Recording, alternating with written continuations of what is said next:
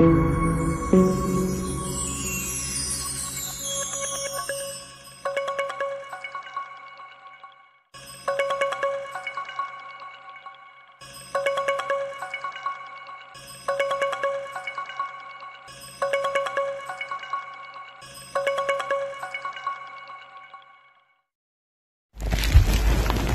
dans le Seigneur, salut, c'est votre frère Guy Tichik Kaloumé du groupe international d'études bibliques. Nous revenons dans notre émission Éveil patriotique, Patriote céleste, salut, ressortissant du ciel, toi qui es ambassadeur du royaume céleste ici sur la terre, est-ce que notre Seigneur vous bénisse. Nous allons essayer de parler encore ensemble, surtout dans cette émission. Nous essayons d'éveiller notre sens patriotique et encore essayer d'inculquer dans chaque patriote qui nous suit les valeurs de notre patrie et comment nous pouvons aimer notre patrie. Bien-aimés dans le Seigneur, nous sommes en train de parler de chez nous. Et quand nous parlons de chez nous, nous devons être enthousiastes, patriotes célestes. Je sais que vous m'écoutez, suivez et soyez vraiment bénis pour ceux-là qui comprennent et que le Saint-Esprit les ouvre les yeux et les oreilles et tous les cinq sens pour qu'ils comprennent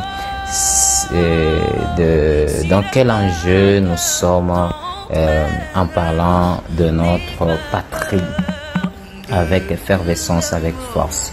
Bien-aimés dans les Seigneurs, patriotes célestes, ressortissants du ciel, citoyens du ciel, nous allons aujourd'hui parler de l'emprise du diable sur le gouvernement mondial.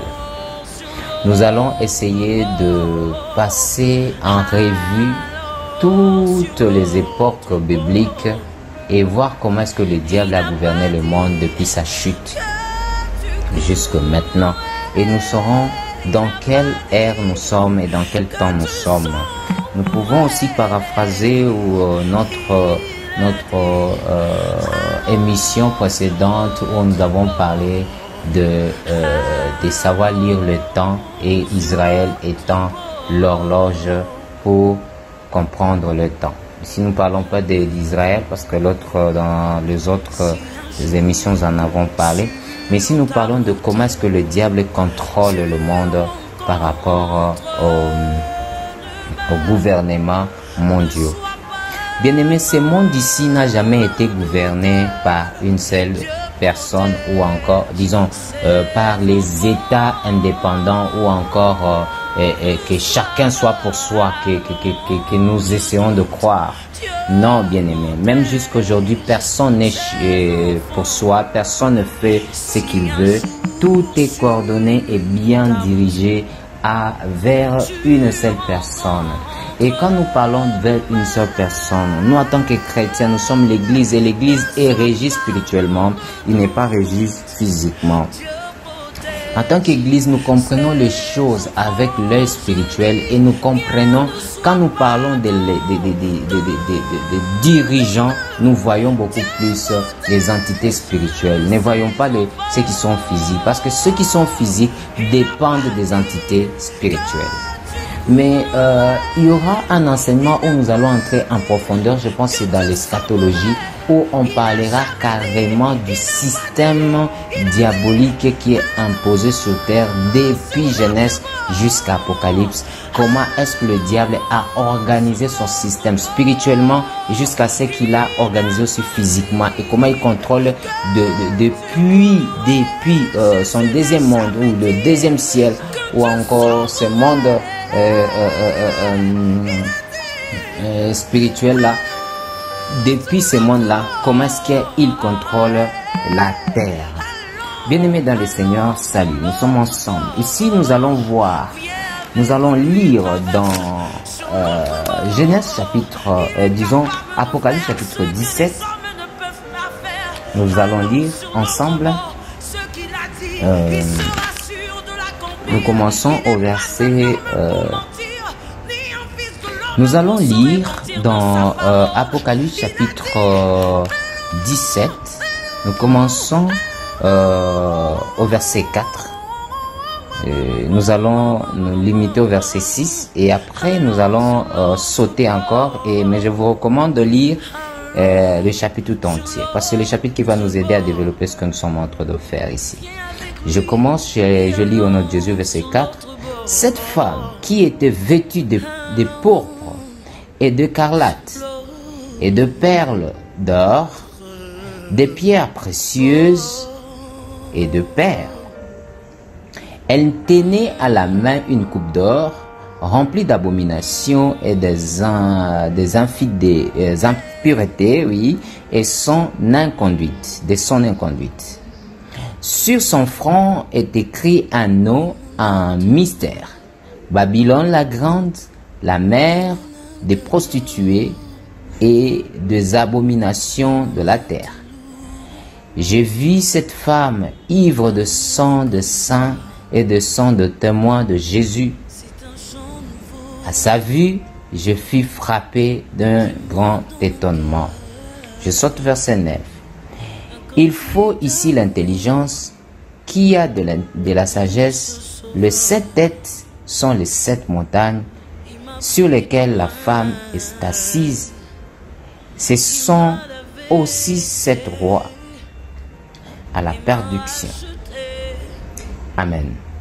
Bien-aimés dans le Seigneur, ici nous voulons parler, parce que si on a pris ce verset ici du chapitre 17 de l'Apocalypse, c'était juste pour illustrer de quoi est-ce que nous voulons parler. Nous voulons parler vraiment de la bête et de la gouvernance de la bête. Le diable organisant le monde et qui était sous tutelle. Vous vous rappelez, la Bible dit le monde entier est sous la domination du malin. Et d'ailleurs, quand il est tenté de tenter Jésus-Christ, il disait, si tu te prosternes devant moi, je te donnerai tout ce bien que je possède. Donc c'était à lui.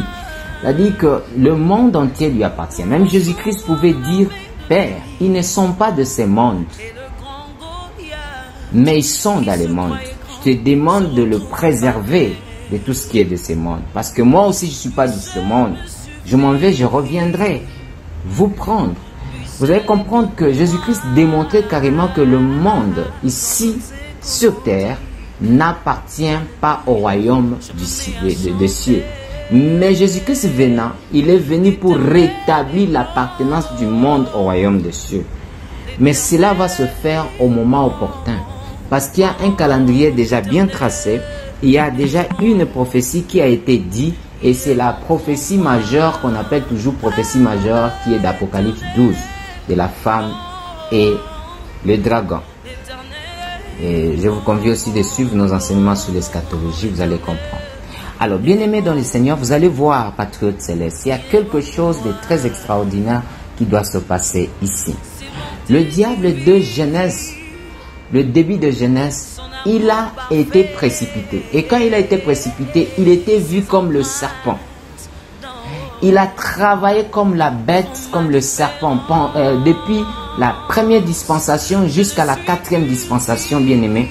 Il a travaillé comme le serpent, même jusqu'à la fin de la 4e, disons, la 4e dispensation. Oui, jusqu'à la 4e dispensation, à un moment donné, il a cédé maintenant à d'autres gouvernances qui appartiennent aussi aux principautés du monde de ténèbres. Maintenant, je dis, le diable, lui, travaillant à tant que le serpent, qui était représenté par les démons géants qu'on appelle Léviathan. La Bible l'appelle Léviathan.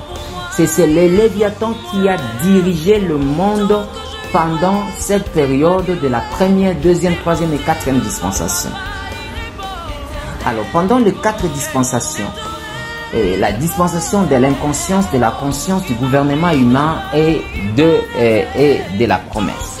C'est Léviathan qui dirigeait la terre. Et vous allez voir, à partir de Nimrod a cherché à créer une tour qu'on appelait la tour de Babel. Et là commençait l'idée du gouvernement mondial. Tout le monde devait se référait à un seul gouvernement pour le monde entier. Donc ça n'a pas commencé aujourd'hui, ça a commencé de là et le diable a géré cela comme ça. Avec Nimrod, ça a commencé dans Genèse chapitre 9. Vous allez voir au verset 11 comment la tour de Babel a été terrassée par le Seigneur. Ça veut dire que il y a toujours, le monde ici n'a jamais été gouverné par des pays en séparation. C'est seulement dans notre époque. Nous allons voir pourquoi ça s'est passé dans notre époque et pourquoi les gouvernements mondiaux doivent revenir. Parce qu'en fait, c'est comme ça que ça doit marcher. Il doit y avoir toujours un gouvernement mondial à chaque époque. L'époque de Nimrod, le gouvernement était un. Et c'était un seul gouvernement. Et ce gouvernement mondial, la grande puissance qui était d'abord Babel, mais à un moment donné, l'oncle de Nimrod, qui s'appelait, je pense, Mishrem, l'oncle de Nimrod, va construire l'Égypte. Et quand il construit l'Égypte, toujours sous la domination spirituelle du serpent, qui était représenté par la bête qu'on appelle démon, qu'on a appelé dans la Bible Léviathan. C'est Léviathan qui a continué à diriger le monde sous l'oncle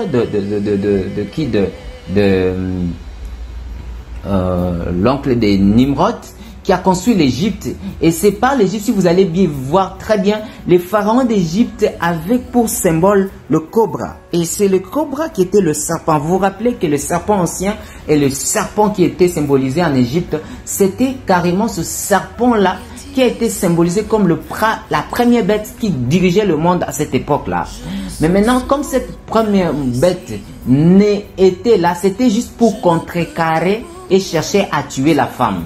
Voilà, ça nous n'entrons pas nous ne basculons pas vers la prophétie majeure qui est la femme et la bête. Mais toutefois, c'était la guerre contre la femme. Ici, nous sommes en train de montrer seulement la gouvernance. Nous reviendrons dans la guerre contre la femme. Je pense qu'on a déjà parlé dans les autres émissions précédentes.